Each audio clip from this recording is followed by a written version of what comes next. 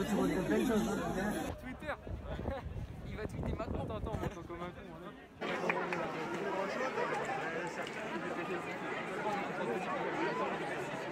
Ce qui est logique, c'est que le protocole sanitaire soit appliqué. Ce qui n'est pas logique, c'est que les moyens pour le mettre en œuvre ne soient pas au rendez-vous.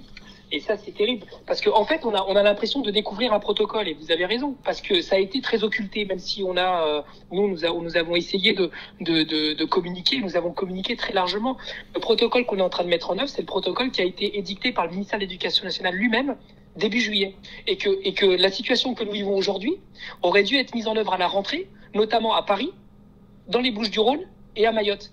Parce que le gouvernement avait décrété à la mi-août, que ces 3 départements étaient zones de circulation active du virus.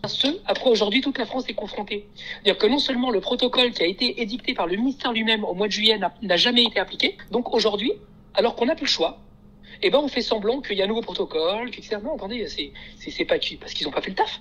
C'est juste ça la réalité. Nous, on demande depuis le début que le protocole sanitaire soit appliqué et que les moyens à disposition soient mis en œuvre. Par exemple, nous disons depuis le début, et ça c'est pas dans le protocole ce que je vais vous dire là, que des enseignants soient embauchés massivement parce que c'est la seule façon de faire baisser les effectifs dans les classes et donc permettre la distanciation physique, qui elle est dans le protocole, n'est pas mise en œuvre dans les établissements, ce n'est pas vrai. S'il n'y a pas de distanciation dans les écoles, c'est bidon, c'est un mensonge, et depuis le début, et de notamment utiliser ce que le protocole dit depuis le mois de juillet, les tiers-lieux, c'est-à-dire c'est quoi? C'est des salles qui sont mises à disposition par les communes, les départements et les régions pour permettre de prendre une classe dans lesquelles, par exemple, il y a des cas contacts et les isoler tout en continuant l'école, mais pas dans l'école.